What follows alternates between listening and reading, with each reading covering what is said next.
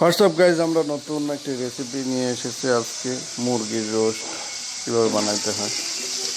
তেলের উপর প্রথমে পেঁয়াজ দিয়ে দিলাম, তেলের উপর পেঁয়াজগুলোকে ভাজতে থাকি এবং কিছু তেজপাতা দিয়ে দিলাম কয়েকটা,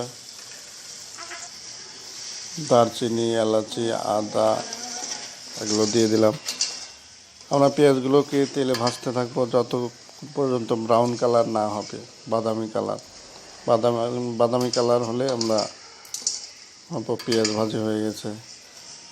সাদা এলাচি দিয়ে দিলাম,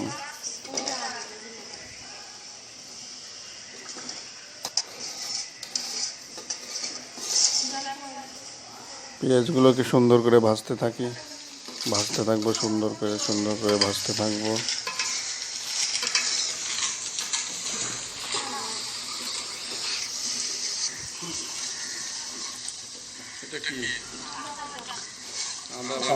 আদা বাটা দিয়ে দিলাম, পরিমাণ মতো আদা বাটা দিয়ে দিলাম, পেঁয়াজ কুচি, পেঁয়াজ বাটা,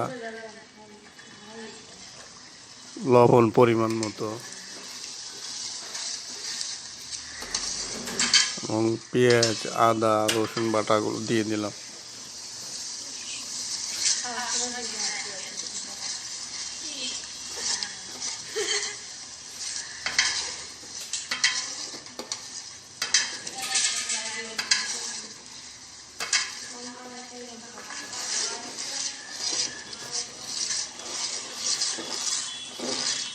সুন্দর করে পেঁয়াজের সাথে মশলাগুলোকে মিক্স করতে থাকি, সুন্দর করে মিক্স করে নিব।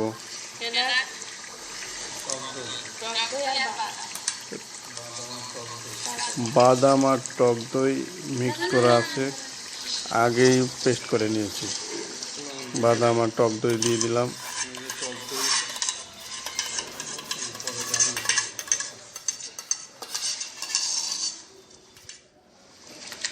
সুন্দর করে পেঁয়াজগুলোর সাথে মিক্স করে নেই।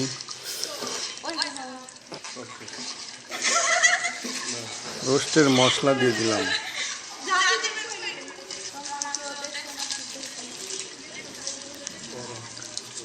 এখন এটা দিচ্ছি হলুদ। মাংসর পিসগুলো দিয়ে দিই। যখন দেখব কষানো হয়ে গেছে, মশলাগুলো কষানো হয়ে গেছে কমপ্লিটলি, এটা কম্প্যাক্টের মধ্যে চলে আসছে, তখন আমরা মাংসের পিসগুলো দিয়ে দেব।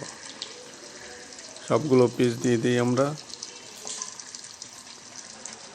এমনি মশলার যে একটা ঘ্রাণ, একটা স্মেল অলরেডি কিন্তু আসছে, অনেক সুন্দর একটা স্মেল।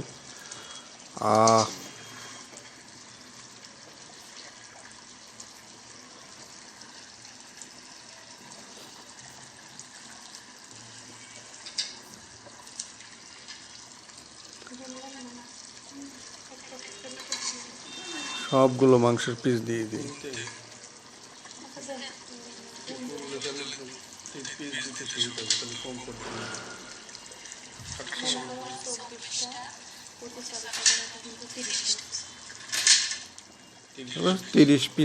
তিরিশ পিস করা হয়েছে, ঢেকে দিলাম।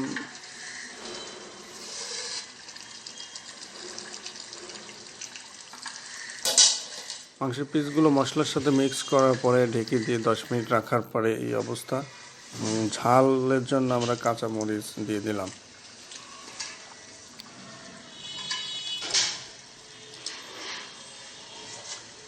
মিক্স করে নিলাম সুন্দর করে, এবং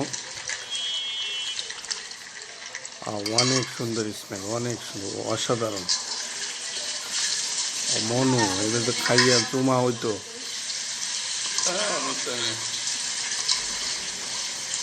অনেক সুন্দর স্মেল।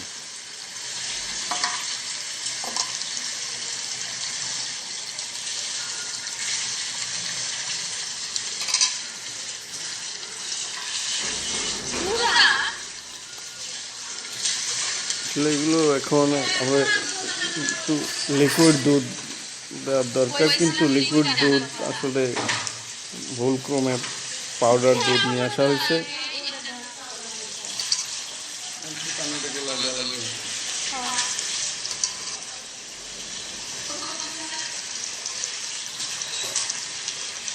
কিছু করার নাই, পাউডার দুধ ভুল কমে আনা হয়েছে, পাউডার দুধ দিয়ে দিলাম এবং ভালো করে মিক্স করবো যেন তলায় লেগে না যায়। অসাধারণ।